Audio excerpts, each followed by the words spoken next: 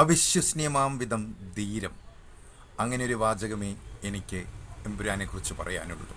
ഫാസിസ്റ്റുകൾ ഇന്ത്യയിലെ മാധ്യമങ്ങളെയും ഇന്ത്യയിലെ എല്ലാവിധ ഭരണഘടനാ സംവിധാനങ്ങളെയും സ്വന്തം കാൽച്ചുവട്ടിലാഴ്ത്തുന്ന ഈ കാലഘട്ടത്തിൽ ഹിന്ദുത്വ രാഷ്ട്രീയത്തിനെതിരെ ഇത്ര പച്ചയായി വിമർശിക്കാൻ കാണിച്ച ചങ്കൂറ്റം, ആ ധീരത സമ്മതിച്ചു കൊടുത്തേ തീരൂ. ഗുജറാത്ത് വംശഹത്യയുടെ ഇരകളോടുള്ള കാവ്യനീതിയാണ് എമ്പുരാൻ, പോയറ്റിക് ജസ്റ്റിസ്. ഗുജറാത്തിലെ ശ്മശാന ഭൂമിയിൽ കാക്കയും കഴുകനും കുറുക്കനും കൊത്തിവലിച്ച് ആരോരുമറിയാതെ ഈ ലോകത്തുനിന്ന് യാത്രയായ നിരവധി പാവപ്പെട്ട മനുഷ്യരോടുള്ള ഒരു മലയാള സിനിമയുടെ കാവ്യനീതി, അതാണ് എമ്പുരാൻ. ആ സിനിമയെക്കുറിച്ച് ചർച്ച ചെയ്യുമ്പോൾ അത് കഴിഞ്ഞിട്ടേ മറ്റെന്തുമുള്ളൂ.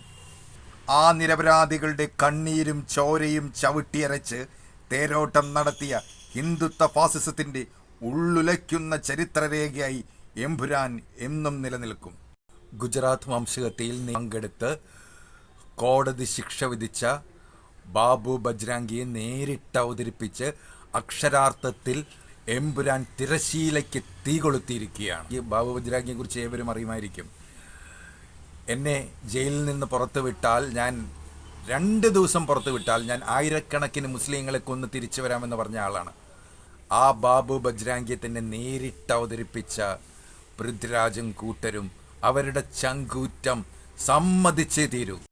സ്മരണകളുടെ കണ്ണുകൾ എത്ര മൂടിക്കെട്ടിയാലും മനുഷ്യൻ്റെ നിലവിളിയുടെ നേർസാക്ഷ്യമായി എമ്പുരാൻ എന്നും ഇവിടെ ഉണ്ടാകും.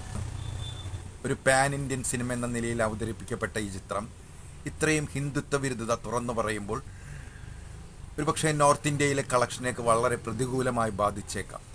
എന്നിട്ടും പൃഥ്വിരാജിനെ പോലെ ഇത്രയും സിനിമ ഇൻഡസ്ട്രിയെക്കുറിച്ച്, ഇത്ര ബിസിനസ്സിനെക്കുറിച്ച് ഇത്ര ബോധവാനായൊരു വ്യക്തി അതുപോലും വില കൽപ്പിക്കാതെ ഇത്രയും മൈന്യൂട്ട് ഡീറ്റെയിൽഡായിട്ട് ഗുജറാത്ത് വംശഹത്യയെക്കുറിച്ച് ഈ സിനിമയിൽ പരാമർശിച്ചത് ആ ചങ്കുറ്റത്തെ സല്യൂട്ട് ചെയ്ത് തീരും. അതിനേക്കാൾ വലിയൊരു അത്ഭുതം മോഹൻലാലാണ്. എല്ലാ കാലത്തും ഒരു സേഫ് സോണിൽ സഞ്ചരിച്ചിരുന്ന, ഒരു സേഫ് സോണിൽ മാത്രം സിനിമ ചെയ്തിരുന്ന ഒരു വ്യക്തിയാണ് മോഹൻലാൽ. ആ മോഹൻലാലിൽ നിന്ന് ഇത്രയും പ്രതീക്ഷിച്ചില്ല. ഒരു കാലത്ത് മലയാള സിനിമയുടെ ഹിന്ദുത്വ ബിംബങ്ങളിലൊന്നായിട്ടുള്ള മോഹൻലാലിൽ നിന്ന് ഇത്രയധികം സംഘപരിവാറിനെ വിമർശിക്കുക എന്നത് ചിന്തകൾക്ക് അതീതം തന്നെയാണ്. ഗുജറാത്തിൽ അരങ്ങേറിയ സംഘപരിവാർ നരനായാട്ട് ആരും മറന്നിട്ടുണ്ടാവില്ല. ഗർഭിണികളുടെ വയർ വെട്ടിപ്പിളർന്ന് ഗർഭസ്ഥ ശിശുവിനെ പോലും തൃശൂലത്തിൻ്റെ കുന്തമുനയിൽ കോർത്തി നിർത്തി ആനന്ദ നൃത്തമാടിയ ആ സംഘപരിവാറിൻ്റെ നരനായാട്ടിൻ്റെ കുറച്ച് ഓർമ്മകളെങ്കിലും ലോകത്തിനു മുമ്പിൽ, ഇന്ത്യക്ക് മുമ്പിൽ വീണ്ടും അവതരിപ്പിച്ച എമ്പുരാൻ്റെ സൃഷ്ടാക്കളെ എത്ര അഭിനന്ദിച്ചാലും എത്ര സല്യൂട്ട് ചെയ്താലും മതി വരില്ല. ഈ സിനിമയോട് സംഘപരിവാറും സംഘപരിവാർ അനുകൂല സംഘടനകളും കാണിക്കുന്ന അസ്വസ്ഥത, ആ എതിർപ്പ്, അത് തന്നെ എമ്പുരാൻ പറഞ്ഞ ആ സിനിമയിലെ സത്യങ്ങളോടുള്ള ഒരു സാധൂകരണമാണ്. സത്യസന്ധമായ ചരിത്രവും ശവക്കല്ലറുകളും മാത്രമല്ല, ഒരു സിനിമ പോലും സംഘപരിവാറിന് അസ്വസ്ഥമാണ്.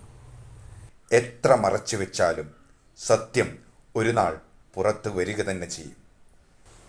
നീതി കിട്ടാതെ വീണുപോയ മനുഷ്യർക്കായി കാലം ഒരു നാൾ കണക്ക് ചോദിക്കുക തന്നെ ചെയ്യും.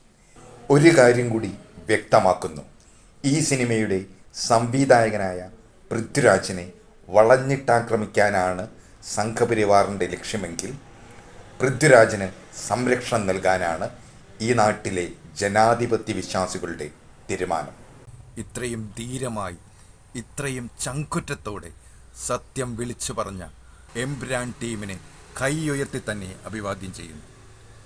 Hats off Empuraan team.